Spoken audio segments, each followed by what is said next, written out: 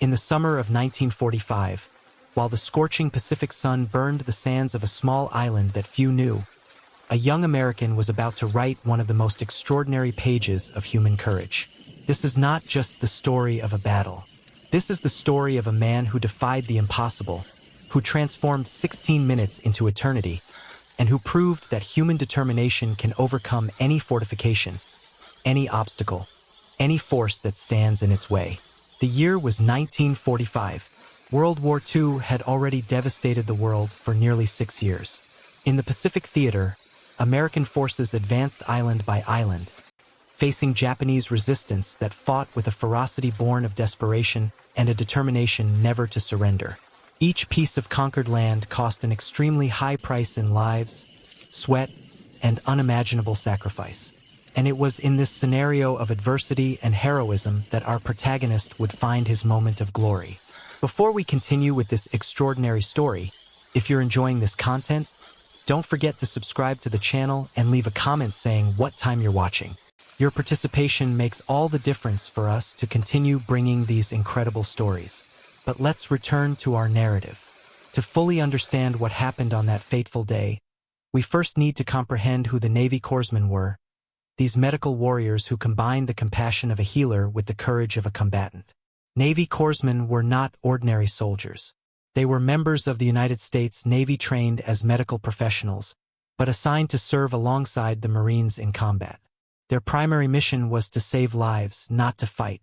They carried medical bags instead of extra ammunition. Their fingers were trained to make sutures, not to pull triggers. And yet, when the situation demanded it, they took up arms and fought alongside their Marine brothers with the same ferocity and determination. Imagine for a moment the duality of this existence. In the morning, you're bandaging wounds, administering morphine, whispering words of comfort to severely wounded men far from home. In the afternoon, you're holding a rifle, advancing through enemy fire, because your companions need you not just as a medic, but as a warrior. This was the reality of the Corpsmen. They lived between two worlds, that of healing and that of combat, and they did both with equal dedication. The Hippocratic Oath, that ancient medical commitment to do no harm, found itself in constant tension with the brutal realities of war. But the Corpsmen developed their own code. They would heal anyone who needed healing, friend or foe, but they would also protect their Marines with everything they had, including their own lives. And this loyalty, this absolute devotion to the men they served with, created bonds stronger than steel, deeper than any common friendship.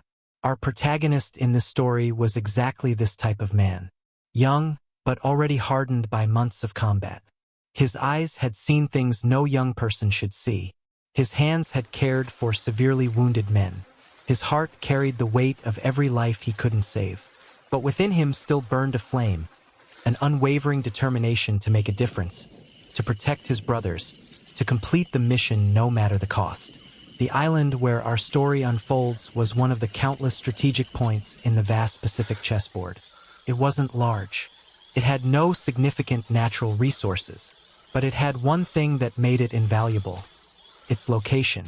Controlling that island meant controlling vital sea routes. It meant having a base from which aircraft could reach strategic targets. It meant one more step toward mainland Japan.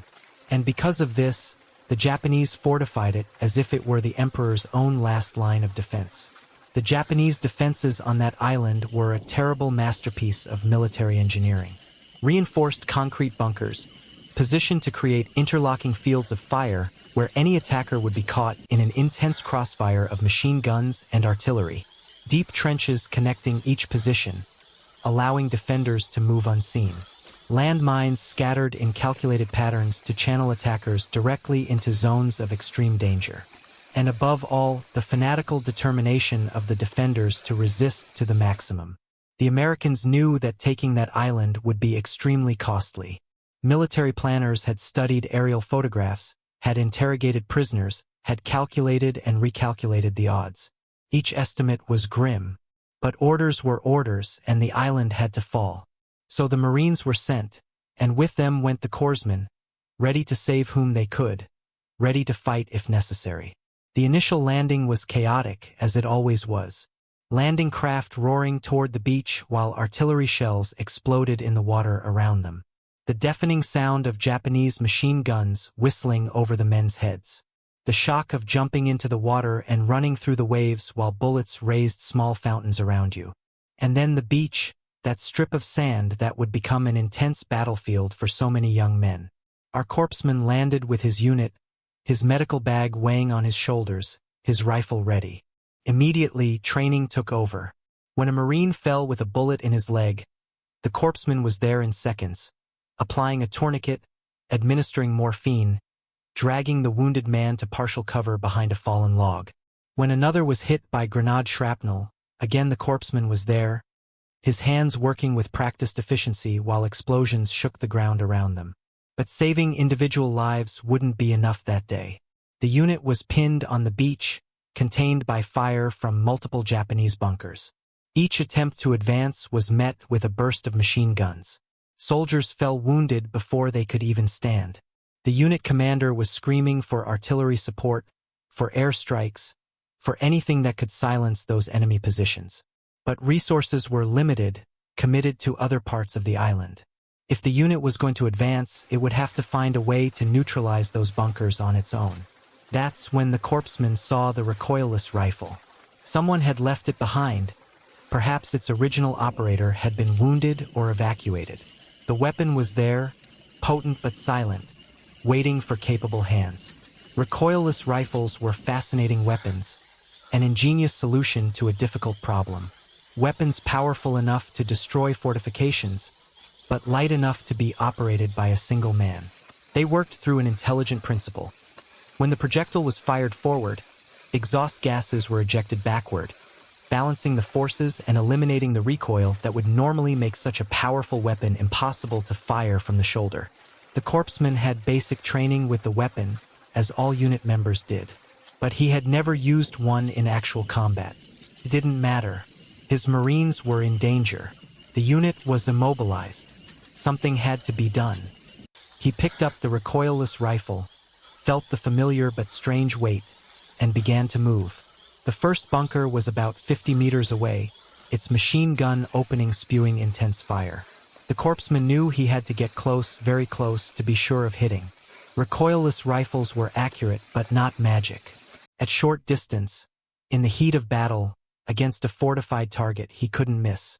So he began to crawl, using every piece of available cover, every depression in the terrain, every rock or fallen log. Enemy fire was everywhere. Bullets struck the ground near his head, tearing up cascades of earth. Explosions shook his bones. The sound was deafening, an absolute chaos of combat. But he kept moving meter by meter, always toward the bunker. His fellow Marines, seeing what he was trying to do, began to provide covering fire, shooting at the bunker opening to force the Japanese to keep their heads down. Finally, he was close enough. 30 meters, an impossible distance to miss. He rose to a kneeling position, adjusted his aim, breathed once, and fired.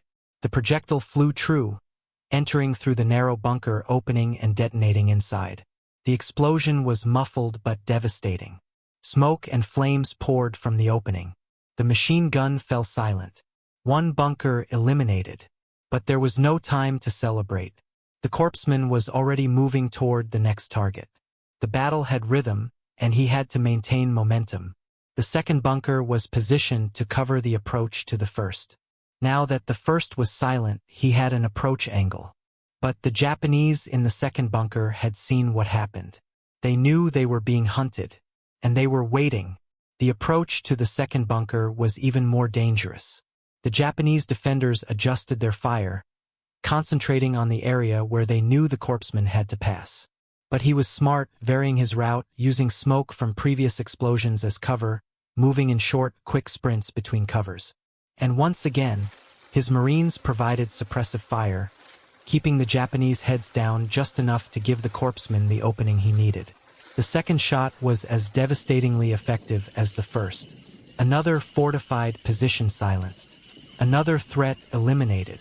The unit began to feel that perhaps, just perhaps, they could actually advance from this dangerous beach.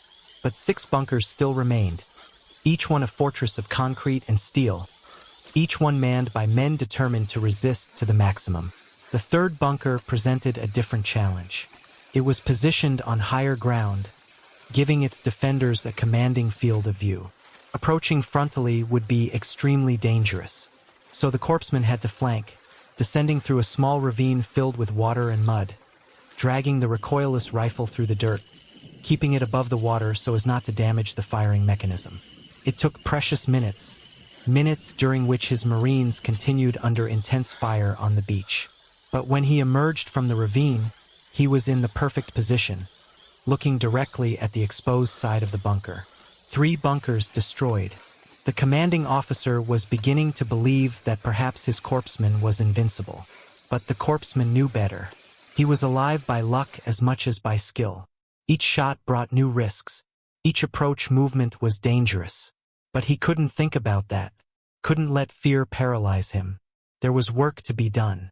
The 4th and 5th bunkers were close to each other, positioned for mutual support. Attacking one meant being exposed to fire from the other. It was a carefully planned trap by Japanese engineers, designed to make any assault prohibitively costly.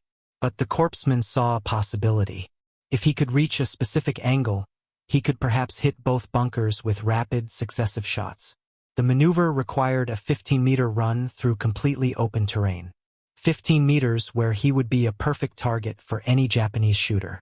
But timing was everything. He waited until an American mortar barrage exploded near the Japanese positions, using the confusion and raised dust as temporary cover. Then he ran, his lungs burning, his legs pumping, the recoilless rifle secure against his chest. He reached the position, dropped to his knees, and fired at the 4th bunker in a single fluid motion. He didn't wait to see the result. He was already turning, acquiring the 5th bunker in his sights, firing while the Japanese were still reacting to the first explosion. 2 bunkers destroyed in seconds. It was an extraordinary feat of skill and audacity. 5 bunkers eliminated. 3 remaining. But the Corpsman was beginning to feel the weight of the effort. His muscles burned from tension and exertion. His throat was dry and scratched by smoke and dust. His hands trembled slightly, a combination of adrenaline and exhaustion. And he was beginning to run out of ammunition for the recoilless rifle. Each projectile was precious, and he had used 5. How many remained? He checked quickly. 3 projectiles. 3 projectiles for 3 bunkers. There was no margin for error. The 6th bunker was partially destroyed by previous airstrikes, but still operational. Its Japanese crew had adapted, repositioning their machine gun to fire through an improvised opening. The Corpsman had to study the position carefully, identify exactly where the new firing opening was, calculate the angle. A wrong shot and he would waste precious ammunition he couldn't replace. He took his time this time, as much time as he dared under enemy fire. He aligned the shot perfectly, compensated for distance and wind, and fired. The projectile flew true, finding the improvised opening and detonating inside. The 6th bunker was silent. 2 bunkers remaining. 2 projectiles remaining. The math was simple and terrifying. If he missed either of the final shots, he would have to find another way to neutralize the remaining bunker. Or his unit would have to do it, paying the high price he was trying to avoid. The pressure was immense, but he pushed it aside. Couldn't think about the consequences of failure. Had to focus on what needed to be done. The 7th bunker was the best defended of all. It was positioned in the center of the Japanese defensive line, with clean fields of fire in all approach directions. The Japanese inside knew they were a priority target and were alert, shooting at anything that moved. Approaching would be almost impossible. Almost. The Corpsman noticed a pattern in the enemy fire. Every 30 seconds, there was a brief pause, probably while the Japanese gunners changed ammunition drums or cooled their weapons. 30 seconds. Then pause. Then 30 more seconds. He timed this mentally, waiting, and then, when the pause came, he exploded into motion. 20 meters covered in a desperate sprint. He threw himself behind a rock the moment enemy fire resumed. He waited another cycle. Another pause. 15 more meters. Now he was close enough, but in a bad position, looking at the reinforced side of the bunker. He would have to move around, exposing himself again to get a proper firing angle. There was no more time to think. He moved, ignoring the bullets that tore chunks from the rock where he had been crouched seconds before. He got the position. He fired. The 7th bunker exploded in flames and smoke. 7 eliminated. 1 bunker remained. 1 projectile remained. The 8th and final bunker was positioned on a small hill, dominating the entire landing zone. As long as it remained operational, the unit couldn't advance.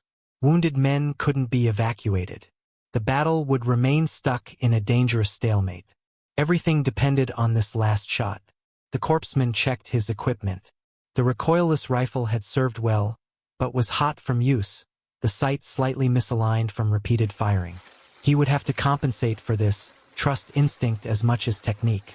The last projectile was loaded with hands that no longer trembled. The decision was made.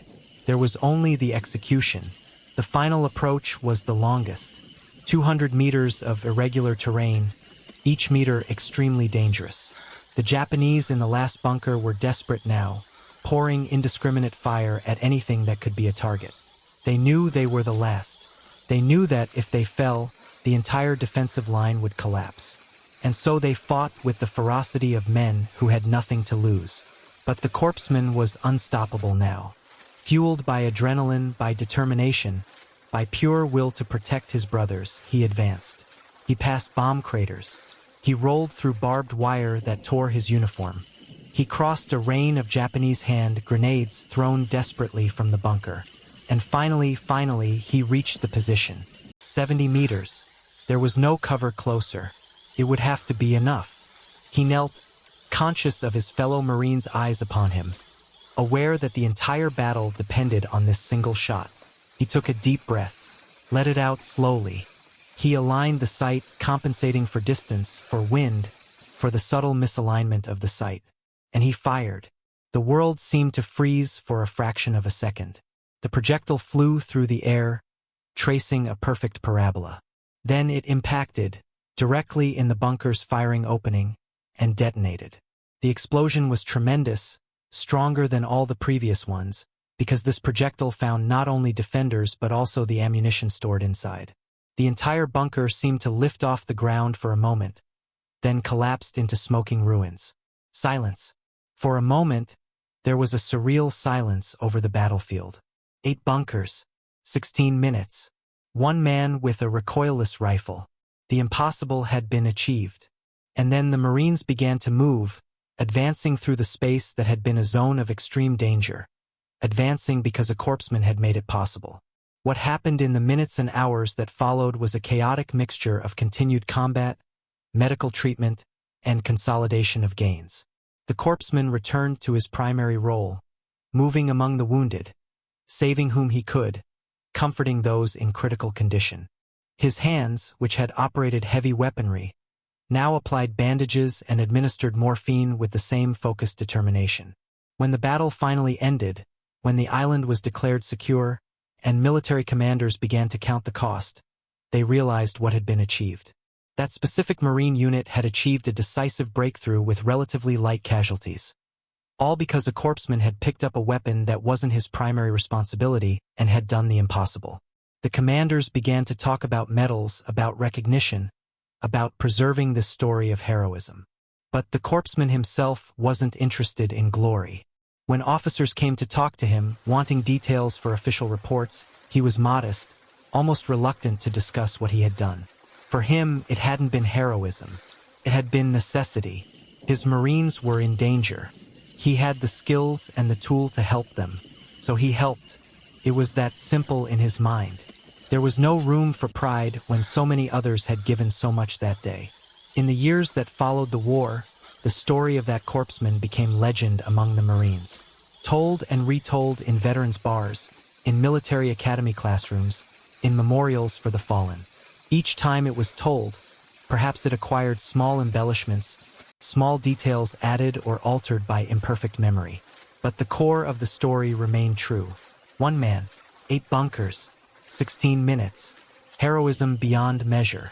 But why does this story resonate so much? Why, decades after the event, do we still talk about that day on the island?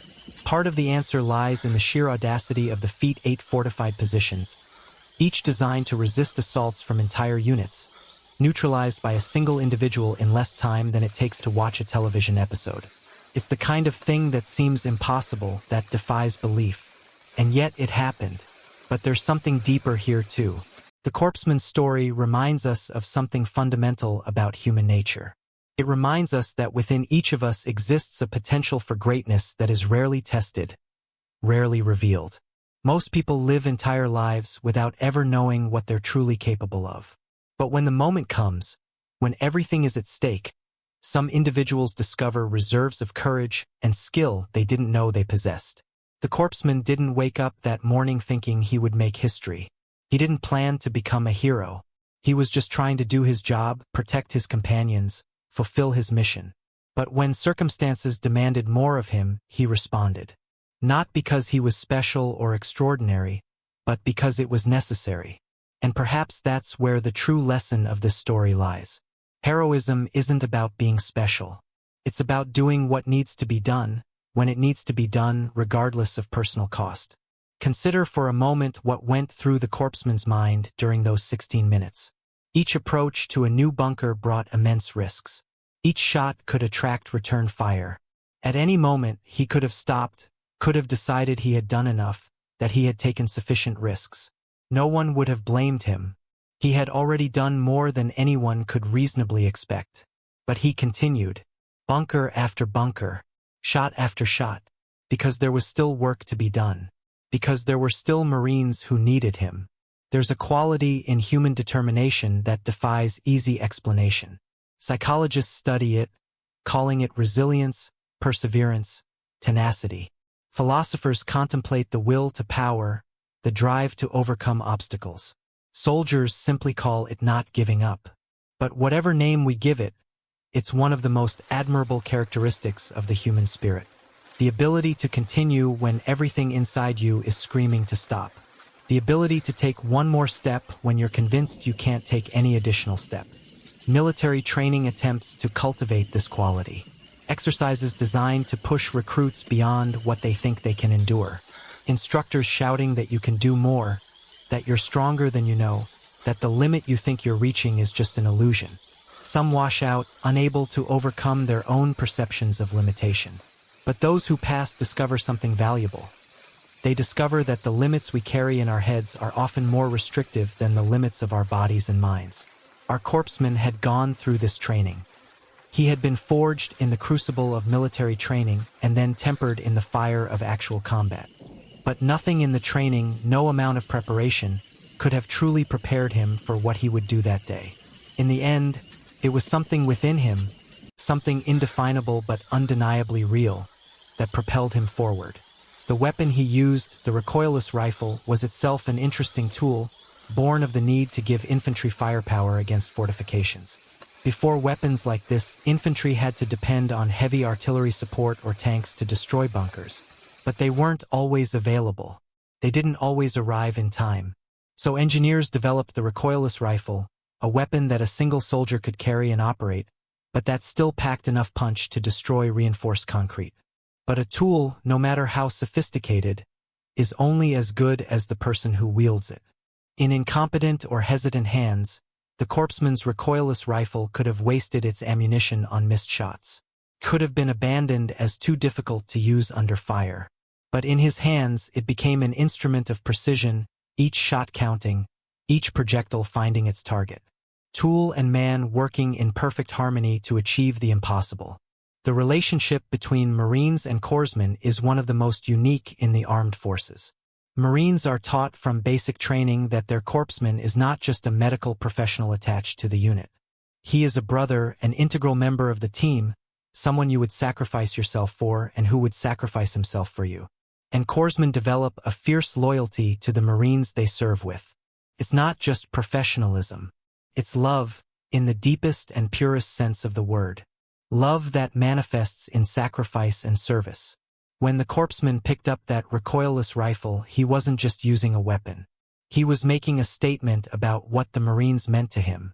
He was saying he would do anything, become anything, use any tool available to keep them safe. His role as healer wasn't separate from his role as warrior. Both were expressions of the same fundamental truth. He cared for his Marines, completely and without reservation, and the Marines responded in kind. While he made his dangerous approaches to each bunker, they provided covering fire.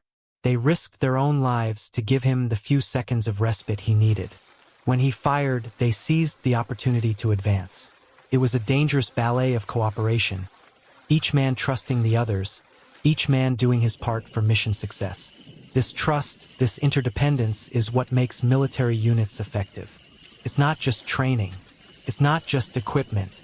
It's the absolute belief that the man beside you will do his part, that he won't fail, that he won't run. It's knowing that if you fall, he'll come get you, no matter the danger. And this trust can't be ordered. It has to be earned, proven in combat, forged through shared sacrifice.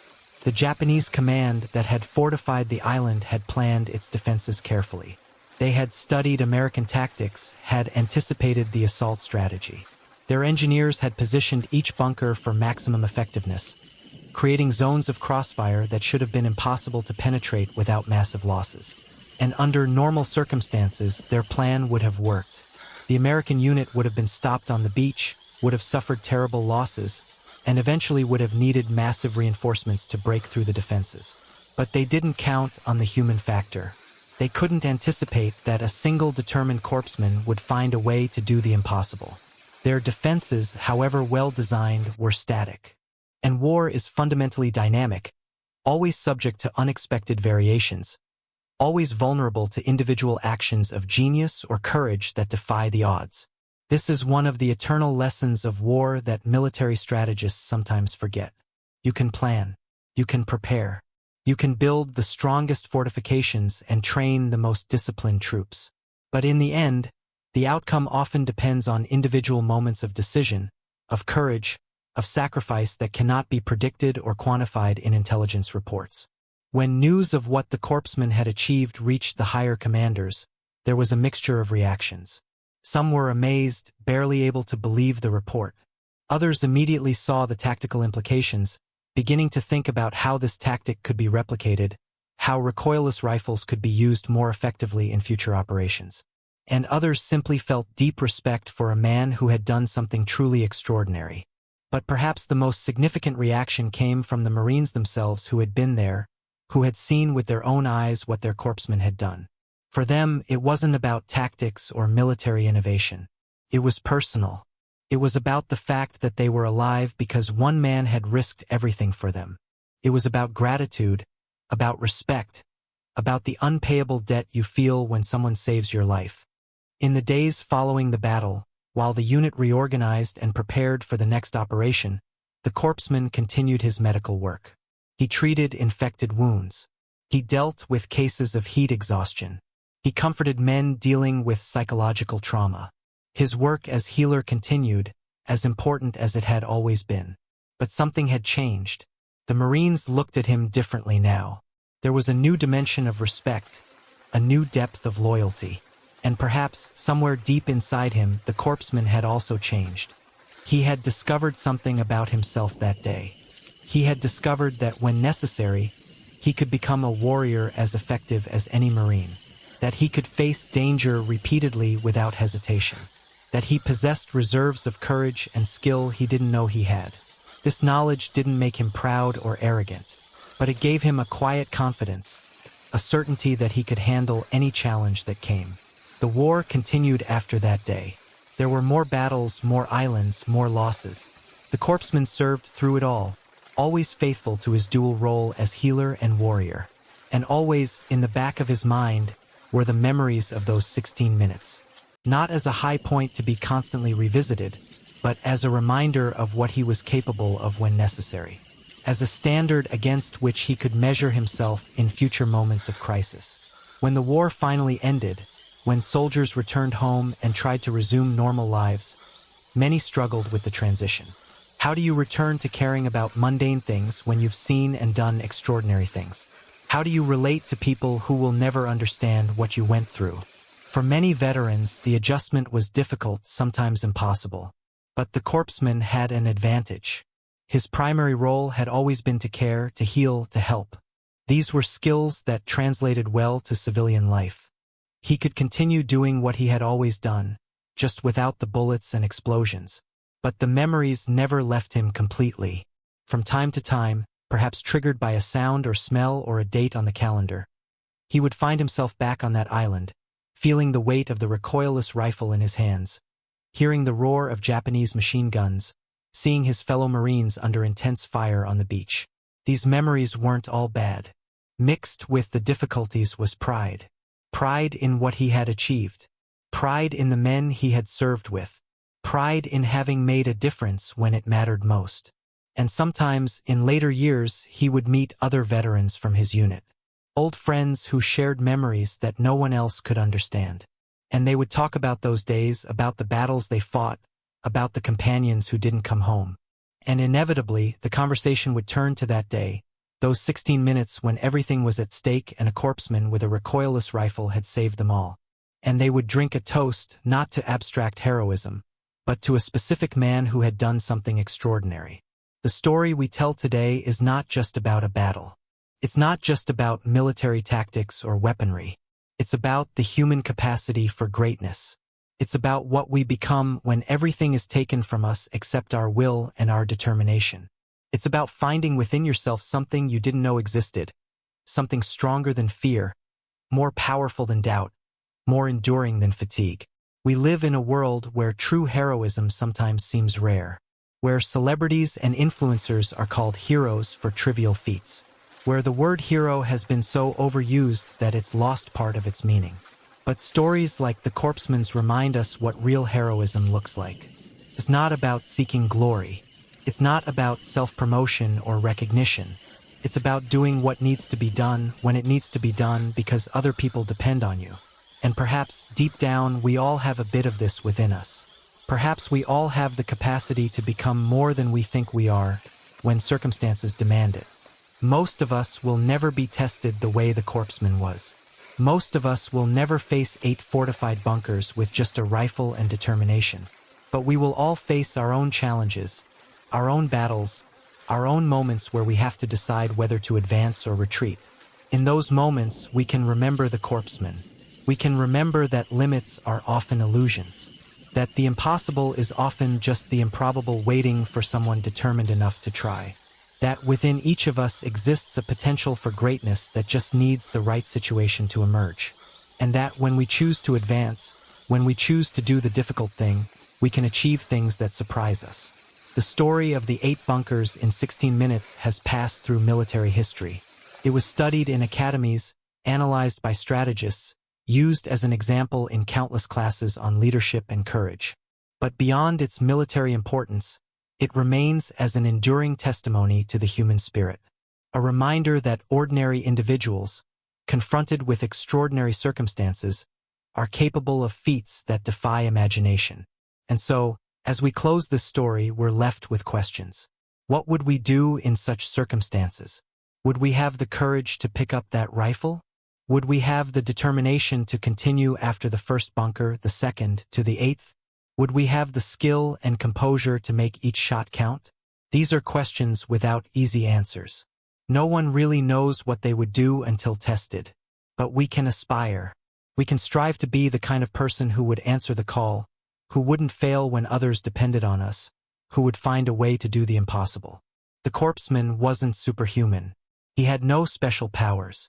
He was just a man who found himself in an extraordinary situation and responded with extraordinary courage. And therein lies the hope and inspiration of his story. If he could do this, perhaps we can all find within ourselves the strength to face our own challenges, conquer our own fears, achieve our own greatness. May this story serve as a reminder for all of us. When we face adversity, when obstacles seem insurmountable, when the path ahead seems impossible, we can remember the Corpsman and his 8 bunkers. And we can ask ourselves, if he could do the impossible in 16 minutes under enemy fire, what can I achieve with determination and courage? The answer might surprise us. May the Lord God bless those who serve, those who sacrifice, and those who find within themselves the courage to do what must be done. And may future generations remember not just the great leaders and generals, but also the ordinary individuals who, in extraordinary moments, achieve true greatness.